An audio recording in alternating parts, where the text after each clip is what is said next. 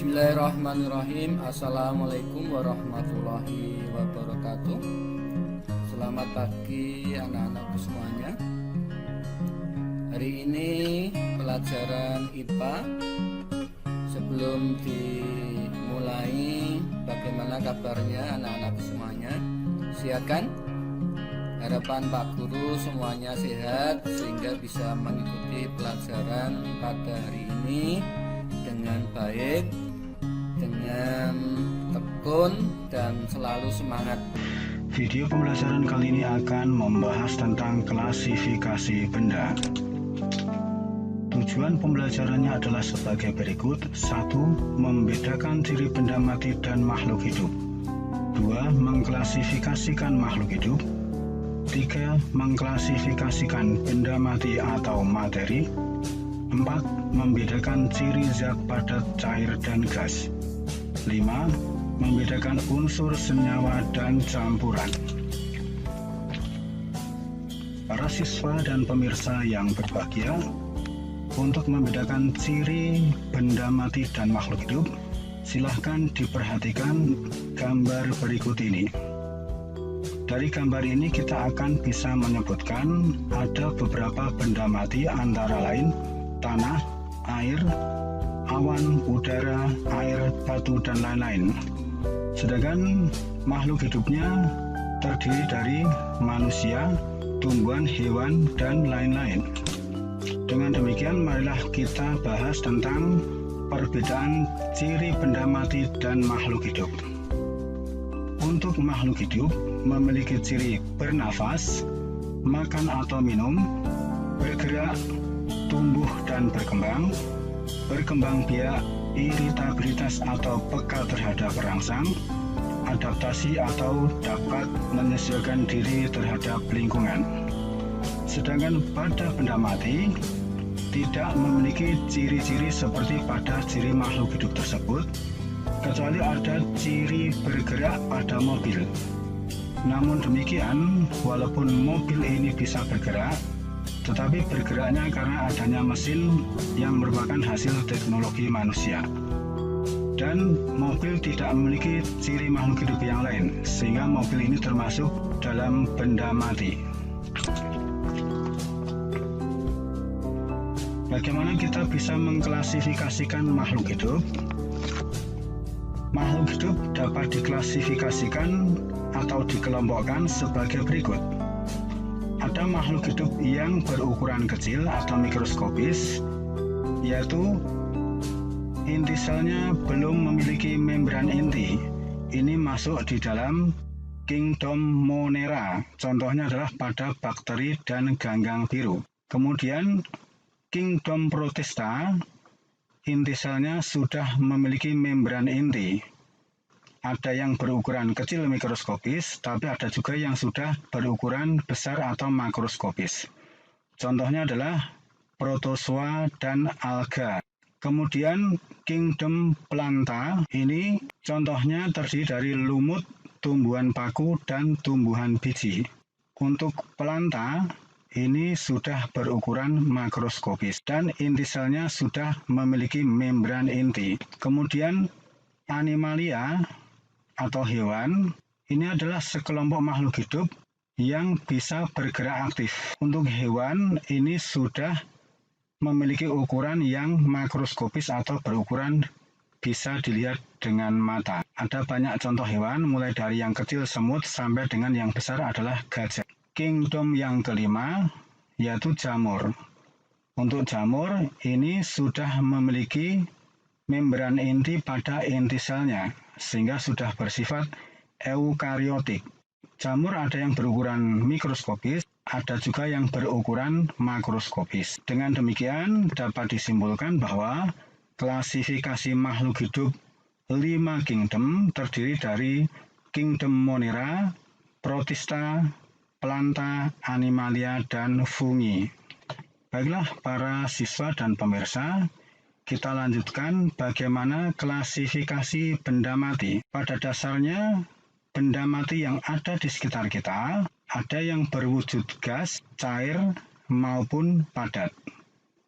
Ini adalah ilustrasi gambaran partikel-partikel penyusun dari gas, cair, dan padat. Untuk memperjelas klasifikasi benda mati beserta perbedaan cirinya, silakan disimak tabel berikut ini. Untuk zat padat, bentuk, volume tetap. Partikel penyusunnya rapat, ikatannya sangat kuat.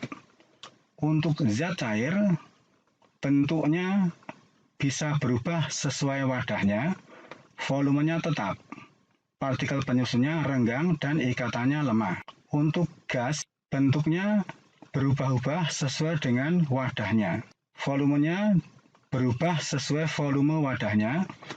Partikel penyusunnya sangat renggang, ikatannya sangat lemah. Partikelnya dapat meninggalkan kelompoknya.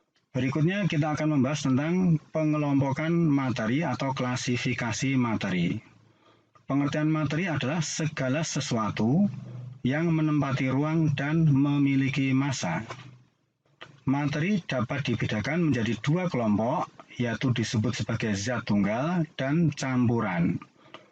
Untuk zat tunggal sendiri dibagi menjadi dua, yaitu unsur dan senyawa. Sedangkan campuran dibedakan menjadi campuran heterogen dan homogen. Siswa dan pemirsa yang berbahagia, marilah kita lanjutkan dengan masalah pengertian unsur. Kita ambil contoh sebongkah emas. Ini adalah contoh unsur yang rumus kimianya adalah Au atau aurum. Apabila dibagi terus-menerus sampai bagian yang terkecil, akan menjadi atom-atom emas. Sehingga pengertian unsur itu adalah merupakan zat tunggal yang tidak dapat diubah lagi menjadi zat yang lebih sederhana. Berikut adalah tabel contoh macam-macam unsur di alam. Ini adalah contoh unsur yang termasuk logam. Misalnya aluminium, lambangnya Al. Aurum atau emas, lambangnya Au, dan sebagainya. Adapun contoh macam-macam unsur non-logam, ada oksigen dengan lambang O, hidrogen dengan lambang H, dan sebagainya. Berikutnya, apakah pengertian senyawa itu? Kita ambil contoh misalnya air murni, rumus kimianya adalah H2O. H2O ini merupakan molekul senyawa atau disebut sebagai senyawa saja. Terdiri dari gabungan dua macam unsur yang berbeda, yaitu unsur H hidrogen dan unsur O oksigen.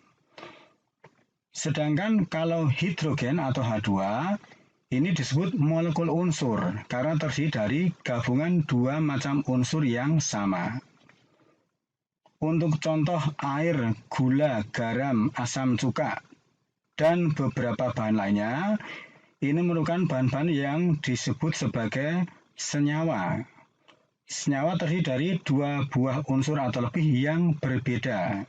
Jadi, penekanannya di sini adalah bahwa dua unsur atau lebih yang menjadi satu itu bisa disebut sebagai molekul senyawa atau molekul unsur. Selanjutnya, apakah campuran itu?